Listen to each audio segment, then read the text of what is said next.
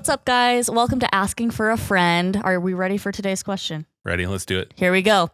I don't think my phone use is a big deal. Why do people tell me I need boundaries for my phone?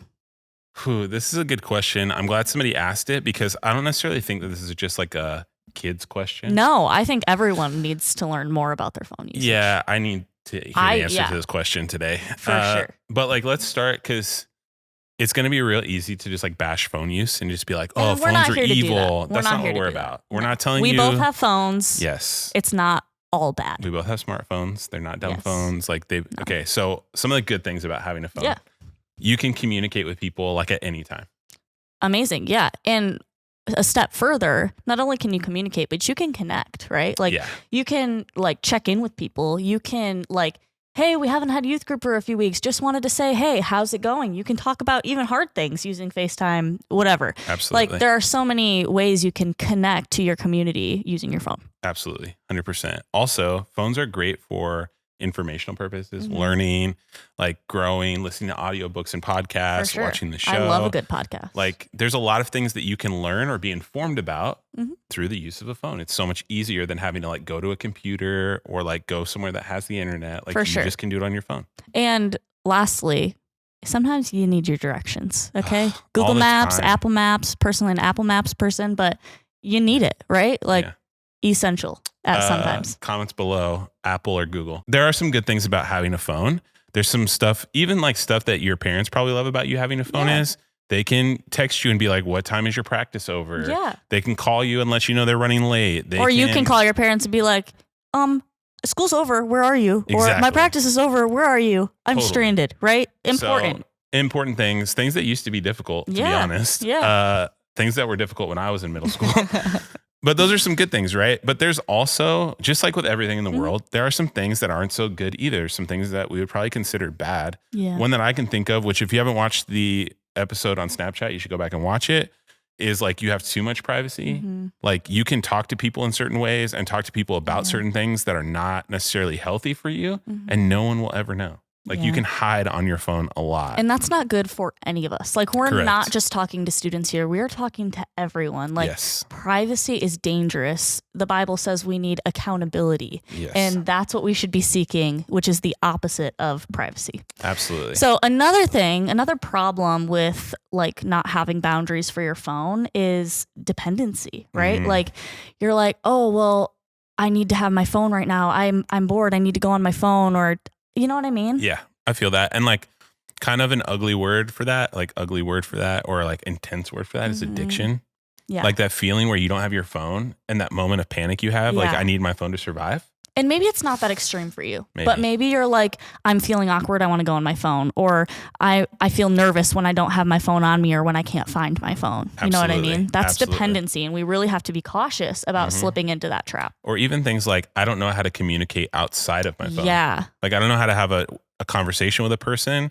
So like I have to use my phone to communicate, like texting. Here's a good one. You're texting a boy or girl that you may be interested in. Yeah. And you say if you're texting something that you wouldn't say to them face to face, that could be dependency. Yikes, right? That could be dependency. That's a way you're dependent to communicate feelings or emotions that you wouldn't do face to face. Facts. And the other thing too, which is I think something that we all would agree our phone does this in our lives, is distraction. Yeah. You might be thinking to yourself, well, why is it bad to be distracted? Like I'm just bored or whatever. But here's the thing. The thing with distraction that could be unhealthy is that if you're feeling a certain way and you purposefully seek out things that are distracting in order to not feel that way anymore, you're running from your emotions. You're hiding from what you're feeling. And that doesn't make it go away. That just pushes it down the road farther. Yeah. All right, so I think we should open to 1 Corinthians. This is chapter 6, verse 12. This is like a call out to all of us. It is. This is really such a good reminder. I love this verse. Okay, it says, I have the right to do anything you say, but not everything is beneficial. I will have the right to do anything, but I will not be mastered by anything. Yo. So what's that verse saying? Can you break it down for us?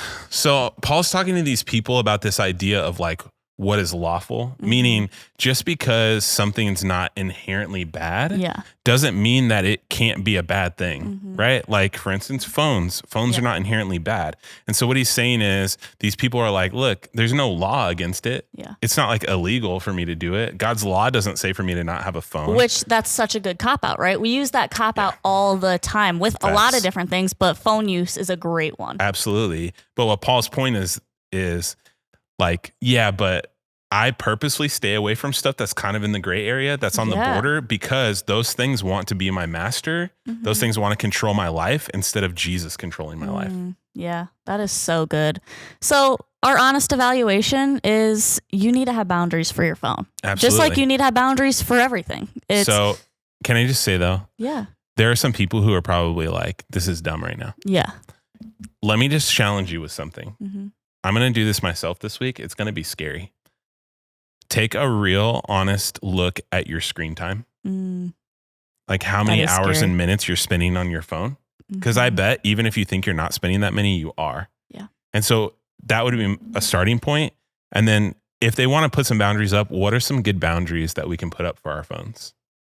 I think, I forget what it's called, but like you can set time constraints. So like, for instance, on my phone, it's set, I don't go on Instagram past 9 p.m. because I know that I'm vulnerable to scroll too much after 9 p.m. Instead of going to sleep or whatever. Yeah. So set like time constraints. I can't go on Instagram from 10 p.m. to 9 a.m. That way I'm not looking at it first thing in the morning. I think that's a really practical step you can take to decrease your screen time and your dependency when you're tired or bored, etc. Yeah, I think another one, this one's hard because it's my alarm clock, but not having my phone in my room. Yeah. Like at all. That's a hard one. And so I personally, one of the things that I've been trying to do is put my phone down more often. Yeah. But I haven't been able to not have it in my room at night yet because I'm like, well, it's my alarm clock and I'm making excuses. Yeah. Basically, I'm making excuses as to why. Because believe it or not, I don't know if you knew this, but you can actually buy something that plugs into the wall that will wake you up in the morning. I've heard of these devices, but I've never personally used it myself. It's just a clock that has an alarm. Yeah. Who knew? It just tells time. It's not dual purpose. It's not just even a backlit clock. Unless you want it to be. Yeah. There's no screen. So we could get those. We could get those. So boundaries are healthy and start easy. And the other thing about boundaries is this: tell somebody. Yeah. Let somebody know that you're trying to set up a boundary and ask them to help you with that boundary. That's why we do core groups. Tell your core group what your phone boundaries need to be. Have a discussion with your core group like, hey, I really think I need some boundaries with my phone. Can you guys help me with that? And they're going to be like, yes, of course. We would love to. Oh, I love that. All right, guys. Thank you so much for tuning in to this episode of Asking for a Friend. We will see you next time. Later.